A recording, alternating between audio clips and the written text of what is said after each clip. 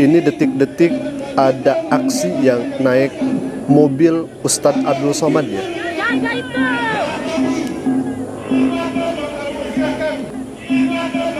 Silakan mau kabur.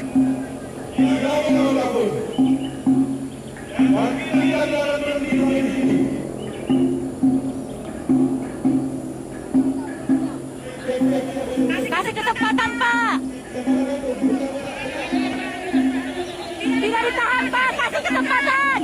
Ini sempat memanas karena apa? Karena ada banyak orang yang menghadang dari kedatangan rombongan Ustadz Abdul Somad, dan diduga yang ada di dalam mobil ini adalah milik Ustadz Abdul Somad karena di depannya itu ada polisi gitu ya. Jadi ini sedang ramai dan panas di media sosial.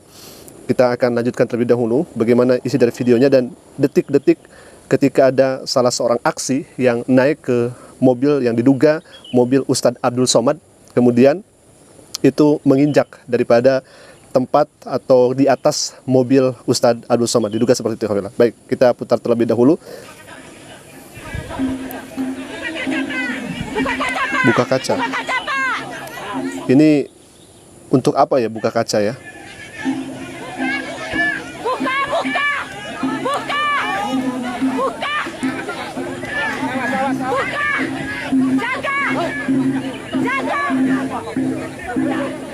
Ya, harus sportif ya. Ini ditahan ya.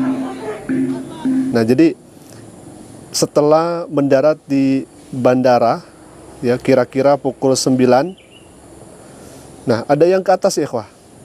Nah, jadi Ustadz Abdul Somad dilarang untuk menyampaikan tausiah atau ceramahnya itu di Kutai Barat.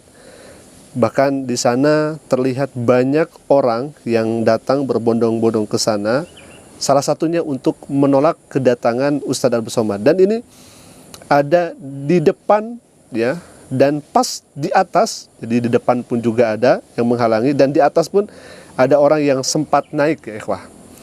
Jadi sangat luar biasa gitu aksinya ya, dimana di dalamnya ini diduga ada Ustadz Abdul Somad.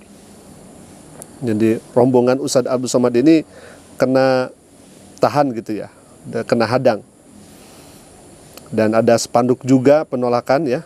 Nah, untungnya di sana ada pihak kepolisian ya, kemudian ada TNI yang mengamankan aksi yang ingin mencoba untuk Ustadz Abdul Somad tidak mendatangi Kutai Barat. Baik, ini memang sangat panas.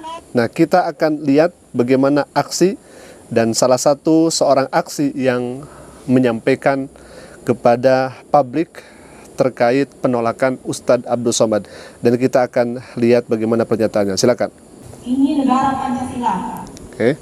Kita tidak menolak agama Muslim di Kutai Barat. Semua kita saudara. Buktikan kapan saya dan kawan-kawan menunjukkan radikalisme agama dan suku. Tidak ada. Selama ini Kutai Barat terbuka untuk seluruh warga. Tapi tadi disayangkan ya, ini naik ke mobil gitu ya. Kenapa bisa seperti itu gitu ya? Karena memang ini sangat membahayakan juga. Membahayakan siapa yang ada di bawah gitu ya. Kemudian membahayakan siapa yang ada di atas itu sendiri gitu. Agar yang bersangkutan tidak perlu hadir di Kutai Barat. Siapa yang mau mendengar? Tidak ada. Kalau ada bapaknya bertanggung jawab, punya apa? Hanya punya satu nyawa saja. Sekarang, berapa jumlah kita? Apakah harus ribuan menghadapi satu orang? Jadi Ustadz Abdul Somad ya punya satu nyawa. Sekarang, berapa jumlah kita? Apakah harus ribuan menghadapi satu orang? Apakah harus dibuat menghadapi satu orang? Jadi Ustadz Abdul Somad itu punya satu nyawa, sedangkan orang-orang yang di sana itu banyak nyawa gitu. Saya kurang menangkap apa maksudnya. Apakah untuk ya kita hanya menduga gitu ya. Dan sahabat Asik Ngaji bisa menyimpulkan dan menilai tentunya. Karena kalau misalkan kita melihat dari bahasanya ini semacam apa gitu ya. Kurang elok juga begitu kira-kira. Baik. Kalau misalkan kita melihat ya ceramah-ceramah dari Ustadz Abdul Somad, beliau ini kalau misalkan menyampaikan hukum itu tegas, itu yang pertama. Kemudian setahu saya ya, kalau misalkan di tempat ceramah-ceramah yang sudah-sudah seperti kemarin di Kalimantan Barat, itu ketika beliau ceramah tidak menyinggung agama tertentu, kemudian suku tertentu, bahkan justru beliau menyampaikan apakah salah kalau misalkan kami ini untuk menyampaikan silaturahmi dan sebagainya. Itu dengan sangat tenang begitu ya.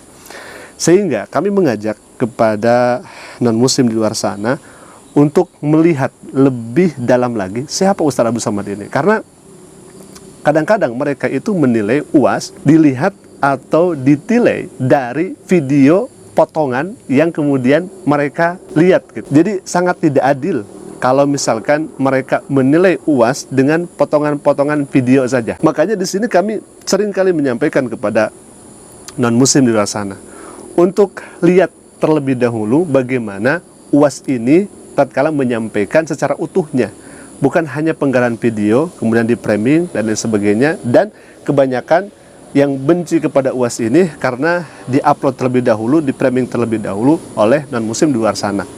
Nah, sangat kami apresiasi kepada Mas Daniel Mananta yang langsung menampilkan, mengundang UAS ke podcastnya itu, sehingga membuka stigma yang selama ini non-muslim pikirkan di luar sana terkait Ustadz Abdul Somad. Sesungguhnya justru Daniel Mananta ini ketika podcast bareng UAS itu, justru beliau malah banyak mendukung UAS, ikhwah. Nah, salah satunya misalkan dari video ini. Kesempatan ini saya mau mengomentari tentang materi yang lagi viral ini, tentang ada jin kafir di patung salib. Saya sebagai hamba Tuhan menyatakan setuju dengan pernyataan UAS dan Daniel Mananta, karena apa yang mereka sampaikan itu sesuai dengan kebenaran firman Tuhan, bahwa adalah merupakan larangan daripada Tuhan. Janganlah engkau membuat patung yang menyerupai apapun. Ini adalah satu perintah dan larangan daripada Tuhan. Apa yang disampaikan oleh Daniel Mananta dan UAS ini satu kebenaran. Apabila semoga Indonesia ini aman, tentram, dan damai. Mungkin itu yang bisa kami sampaikan, semoga bermanfaat. Bagi para sahabat yang ingin turut berpartisipasi dan mendukung perjuangan dakwah ini, antum dapat menyalurkan dukungan melalui kris yang kami tampilkan. Semoga setiap dukungan yang diberikan menjadi bagian dari kebaikan yang menghantarkan kita semua kepada keberkahan dan keridhaan Allah Subhanahu wa taala. Amin ya Allah ya rabbal alamin. Aku qouli hadzal qum minni. Assalamualaikum warahmatullahi wabarakatuh.